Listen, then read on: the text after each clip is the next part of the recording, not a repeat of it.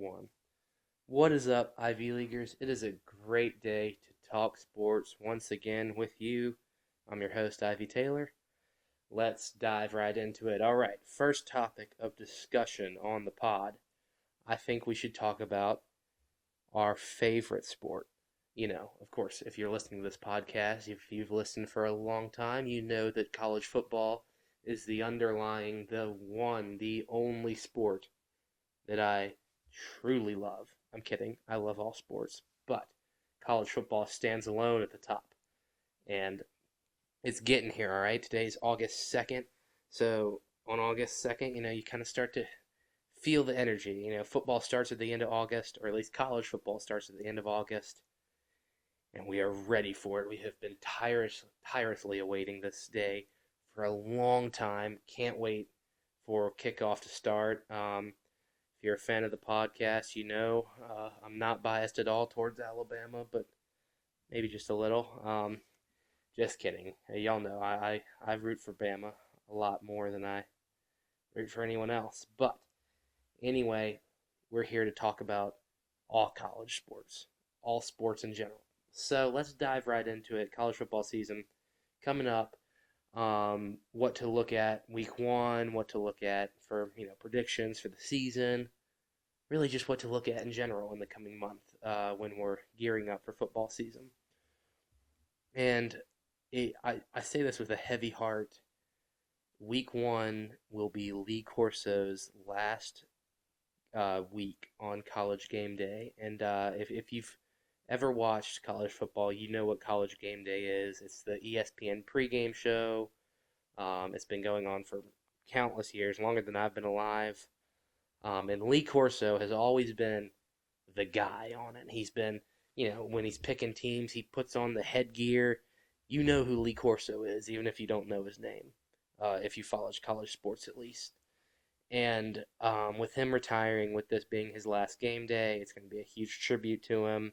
I'm pretty sure they're at Ohio State, Texas, week 1, which that's going to be a heck of a game. It will. It's going to be crazy.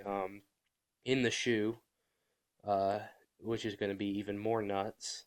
Arch Manning starting for the first season versus reigning national champs Ohio State, who, they got a new quarterback coming in, but then again, they have Jeremiah Smith, the Heisman favorite, going into the season. So it's going to be very, very interesting to analyze that game. But then, of course, on the side, you have Lee Corso's final game before he retires. So it's gonna be heartfelt, but let's get on to the football part. But we're gonna miss Coach Lee Corso at the desk for College Game Day. It's gonna be sad to see him leave. I'm sure there will be tears shed across the country. But let's dive into that actual matchup, Ohio State versus Texas, week 1. That's kind of the big game of week 1. Everyone's got that one circled for headlines and stuff. You got, like I said earlier, the reigning champs Ohio State versus Texas, who Texas was in the playoffs. It's a rematch of last year's playoffs when Ohio State knocked out Texas. Texas is going to be hungry. They're coming in. They got a loaded roster, but so does Ohio State. And Ohio State has questions of who will be their starting quarterback week 1. Julian Sain, and then there's another guy, I can't remember his name, but I have my bets on Julian Sain. He was a recruit for Alabama before Saban retired. He transferred to Ohio State after that. Real solid competitor, real solid player. I like him a lot. He's got great tape. I think he's who you got to look out for that Ohio State job, and pairing him with obviously Jeremiah Smith, who Heisman favorite going into the season. It's dangerous. It's lethal because Jeremiah Smith, he can change the season in one play. He is the best college football player going into the season, and he's the best wide receiver. He's just the best college football player in general going into the season. Not a question about it. No matter what anyone says, in my opinion, he is the best college football player going into the season, and he is the Heisman favorite. But now let's look at some other teams, going into the season. We looked at Ohio State a bunch. We looked at Texas a little. Obviously Texas, Arch Manning is the starting quarterback. It's his first year starting. He is obviously been hyped up a lot because of, maybe his last name, Manning. Um, and people like to say a lot about Arch because they say, oh, he's just hyped up because of his last name. They're either saying that he's not as good as he actually is, it's just that his last name is hyping him up, or they are overhyping him. There is no in between for Arch Manning. Either love him and think he's going to be the next great quarterback in the NFL, or you think he's overrated. There is no saying he is a good, solid quarterback. Except, I'm going to say that right now. I think he is a good quarterback. I think he is a solid passer. I think he's a great runner. I think he has great mobility. Do I think that there is a lot of hype around him because of his last name? Yes. Does that mean that he is not a good, not a Heisman level player? No. I think he is still a Heisman level player, but he still has to prove it on the field. He can't go in expecting that. Like, some people have already proven that they are Heisman level players, such as Jeremiah Smith. He's already proven that after what he did last year as a wide receiver. He doesn't need to worry about proving himself on the field. We know what he's capable of. Arch, on the other hand, while we saw glimpses of it last year when Quinn Ewers was hurt, he still has to prove that he can lead a team. And that's, to me, he is not yet a Heisman favorite to me until he has proven that he can lead his team. And once he does that, he will be. But, or I should say, if he does that. Because if they go out and beat Ohio State week one, if Arch Manning goes nuts and throws for 4 touchdown passes week one against Ohio State, put him on the top of the list. I don't care. But if he goes out and throws 3 interceptions, 2 touchdown passes, and they lose, no. And you can't just say, oh, it's because he had a bad game. It's his first game, blah, blah, blah. You can't. So that the first game still counts. The first game matters, no matter what anyone will tell you in life. Every game counts. So, my message to Arch Manning and the Texas fan base in general is just focus on the game. Don't go and start calling Arch a Heisman contender, a number 1 draft pick, until he plays the game. Let him play. Anyway, we'll put that aside for now. Now let's focus on my team, Alabama. Alabama, obviously, last year, very disappointing. Downright horrible season for an Alabama team. Kalen DeBoer's first year was a massive disappointment, and obviously it's a completely different team this year with quarterback Jalen Milroe going to the draft. They didn't lose very many transfers, but they brought in a bunch, and they had a great recruiting class. One of the best, if not the best, recruiting class this season. And year 2 for Kalen DeBoer. If you don't think he's on the hot seat already, he is. And I've talking to some people that are massive donors to Alabama, and look, Alabama fans are not going to put up with a 9-3 or a 9-4 record. They're not going to put up with missing the SEC championship. They're not going to put up with missing the playoffs. It was a 12-team playoff, and Alabama did not make it. That is pathetic to me. And I don't care what you say. I don't care what you say about it was DeBoer's first season. That doesn't matter. All right? He had a star-studded lineup, and he blew it. And DeBoer's a coach. All right, I understand. Jalen Milroe, was he the greatest quarterback he could have been? No. Was the team perfect from day one? No. Was it a young receiving core? Did it blah, blah, blah? I don't care. DeBoer's the head coach. He has responsibility. I don't care if he can blame it on whoever he wants, but the fan base is going to blame it on him. And through that adversity, he did not show any good signs. He pouted, he lowered his head, and he stormed off the field looking like a toddler. All right? And I don't mean to compare him to Saban, because he's not Saban. But when you watch Saban when he lost, he didn't pout. He knew what they did wrong, and he knew what he had to do to fix it. DeBoer did not show that this season, and Alabama fans just won't put up with it. He is on the hot seat currently, in my opinion. Now, granted, this season, I think he honestly has a better roster than he did last season. He has three quarterbacks that could start. Ty Simpson, Ty Simpson's the veteran who's been here. He was under Milroe for a long time. Ty Simpson, I think, will be the starter day one. I think that's kind of been not said publicly, but kind of that's the idea going into the year. And then you got Keelan Russell, the true freshman, number one or number two quarterback in the class, depending on who you ask. And I think he is loaded. He's the quarterback of the future for Alabama, no doubt about it. And then you got Austin Mack, who is a transfer from Washington 2 years ago. And he's a solid player. He came along with DeBoer. Um, he's a solid quarterback, but I don't think he's going to start. I think he's the definite third stringer. And I think that it goes Ty, Keelan, and Austin Mack to round out the quarterback room. And honestly, Alabama is better at the wide receiver position this year. They are better at the defensive back position this year. They have more experience on the offensive line this year. There is no reason they should not succeed. The only reason they won't succeed will be blamed on the coaching staff. I'm not saying that's why they won't succeed, but that is who it will be blamed on. So DeBoer, if DeBoer's not watching this, but if somehow someone sends it to him, focus up, lock in. And what I've heard from the practices this year, they have been more intense than they were last year. But it's not just about intensity, it's about actually coaching. I can be super intense on this podcast and talk about the most random thing. I can be super intense and tell you that Antoine Jameson is the greatest basketball player of all time. Doesn't mean it's true. All right, you can be as intense as you want, but if you're not doing a good job or not saying what you need to say, then it doesn't matter. And by the way, I don't think Antoine Jameson is the greatest basketball player of all time, but just a little shout out to that guy. Michael Jordan's the GOAT. We know this.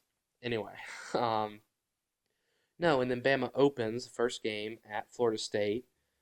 And look, Florida State last year, they were horrible. They went, what, 2-10? Something like that. It was pathetic. It was a joke. Obviously, it's a new team this year, new season, and Bama opens at Florida State. Never an easy place to play, especially when they're doing well. And you got a lot of fire under them, DeBoer. Now, Florida State is helping with this.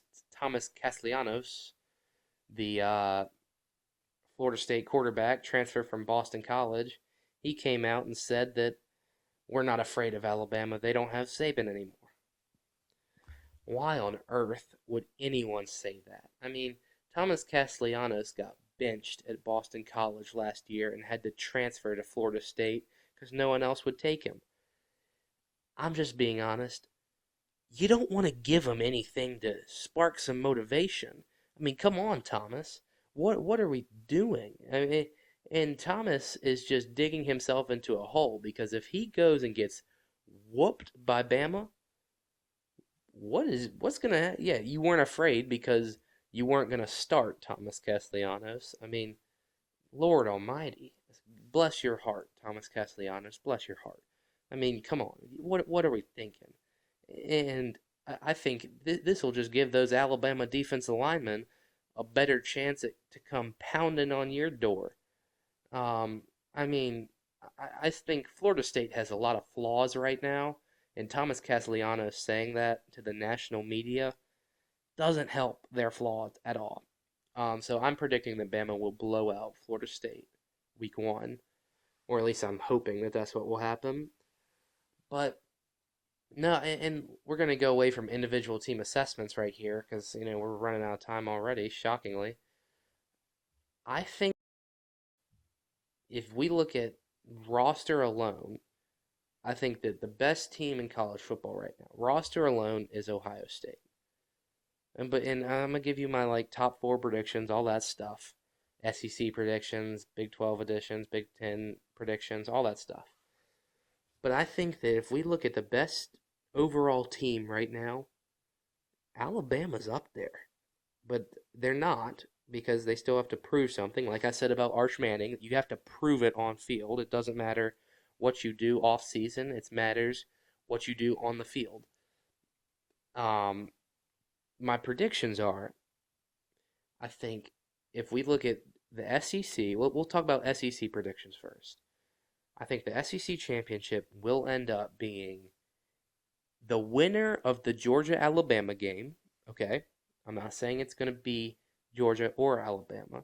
I'm saying it will be the winner of the Georgia Alabama game versus Texas because Texas has a cakewalk schedule.